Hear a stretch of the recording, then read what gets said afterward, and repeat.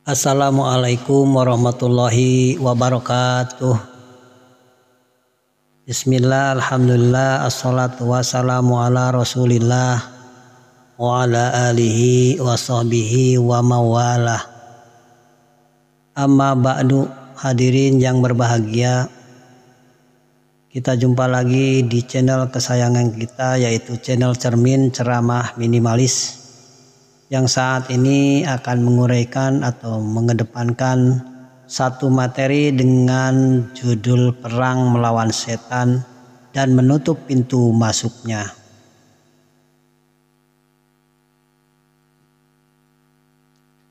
Hadirin yang berbahagia, segala puji bagi Allah yang telah menjadikan kita kuat melawan godaan setan. Salawat serta salam semoga terlimpah kepada Nabi Muhammad SAW, Nabi akhir zaman, penyempurna risalah ilahiyah yang menjelaskan kepada manusia bahwa setan adalah musuh yang nyata. Pada kesempatan kali ini kami mentengahkan pembahasan tentang perang melawan setan dan menutup pintu masuknya. Allah Subhanahu wa Ta'ala memerintahkan manusia hanya untuk tunduk dan patuh kepada Allah Subhanahu wa Ta'ala.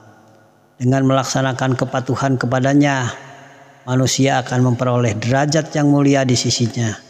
Seseorang yang menggantungkan jiwa dan raganya hanya untuk melakukan ketaatan dan kepatuhan kepada Allah, serta sabar dan tawakal menghadapi segala macam cobaan hidup, akan memperoleh kebahagiaan di dunia dan di akhirat.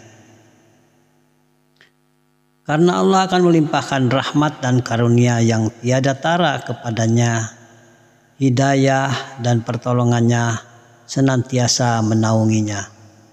Namun dalam misinya memperoleh derajat mulia di sisi Allah dengan predikat insan kamil, manusia dihadapkan pada musuh yang luar biasa. Dialah setan yang sangat benci melihat orang beribadah kepada Allah. Ia akan terus menggoda manusia, membisikkannya, mempengaruhinya agar malas beribadah, berbuat ingkar, kafir dan syirik kepada Allah Subhanahu wa Ta'ala, serta melakukan beraneka macam keburukan dan kejahatan seperti berjudi, minum minuman keras, berzina, berbuat kerusakan, membunuh dan lain-lain. Kalau sudah demikian, manusia tak ubahnya seperti binatang yang tidak punya hati dan nurani. Akal sehatnya telah hilang dan yang muncul adalah akal busuk. Setan adalah musuh yang nyata. Setan dengan tipu dayanya tiada henti-hentinya menggoda manusia. Seakan tidak capek-capeknya, setan terus membisikkan ke dalam dada manusia untuk berbuat nista dan jahat. Oleh karena itu wajib bagi kita hamba-hamba Allah yang beriman untuk memusuhi setan dan memohon perlindungan Allah dalam memerangi mereka. Firman Allah Ta'ala, Inna syaitana lakum aduwwum fattakhiduhu aduwwan innama yada'u hizbahu liyakunu min ashabis sa'ir.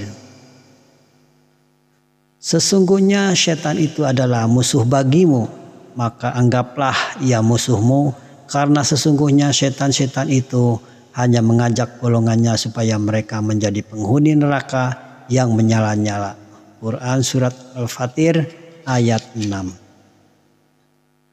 Dari ayat di atas jelaslah bagi kita bahwa setan terus berupaya untuk mengajak manusia terjerumus ke dalam kesesatan yang pada akhirnya menjadi penghuni neraka. Diriwayatkan bahwa Abdullah bin Mas'ud radhiyallahu anhu menceritakan bahwa Rasulullah SAW pernah membuat sebuah garis di hadapan para sahabatnya. Beliau bersabda, "Ini garis menuju Allah." Lalu beliau SAW membuat garis lagi sebelah kanan dan kirinya, lalu bersabda, "Di setiap garis ini ada beberapa jalan. Setiap jalannya ada setan yang selalu mengajak ke sana." Kemudian beliau SAW membaca ayat sebagai berikut. Wa anna hadza sirati mustaqima fattabi'uhu wa la tattabi'us subula fatafarraqa bikum an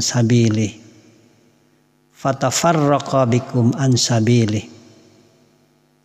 Dan bahwa yang kami perintahkan ini adalah jalanku yang lurus, maka ikutilah dia dan janganlah kamu mengikuti jalan-jalan yang lain, karena jalan-jalan itu mencerai-beraikan kamu dari jalannya. Quran surat Al-An'am ayat 153. Yaitu hanya jalan menuju Allah yang lurus, jalan kebaikan yang telah dituntunkan oleh Rasulullah dengan syariat agama Islam. Jalan-jalan yang lain selain jalan menuju Allah adalah jalan yang melenceng, jalan yang bengkok, dan jalan yang sesat. Ialah jalan setan yang hanya menjerumuskan manusia kepada penyesalan. Agar terhindar dari godaan dan tipu daya setan, kita harus mengetahui tempat-tempat masuknya setan, yakni tempat yang biasa dimasuki oleh setan untuk menggoda manusia. Seperti kita ketahui bahwa setan mengalir pada diri manusia seperti mengalirnya darah. Kami sarikan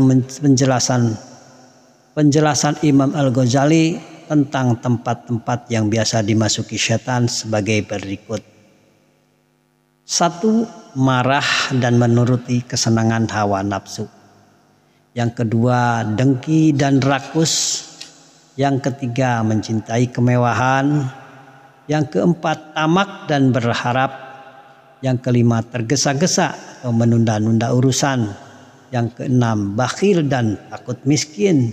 Yang ketujuh, buruk sangka sesama muslim. Iyyakum wadzanna, iyyakum waddana, fa inna dzana akdzabul hadis. Jauhilah berburuk sangka, karena itu adalah seburuk-buruknya perkataan. Hadis rawah Bukhari dari Abu Hurairah. Oleh karena itu, wahai saudaraku, marilah kita jauhi sifat buruk sangka, karena hanya akan menjadikan hati kita semakin jauh dengan Allah, jauh dengan teman, jauh dengan tetangga, dan dekat dengan neraka, dekat dengan permusuhan. Demikian yang dapat kami sampaikan. Terima kasih atas segala perhatian. Mohon maaf atas segala kesalahan. Wallahul muwafiq ila aqwamit thoriq. Wassalamualaikum warahmatullahi wabarakatuh.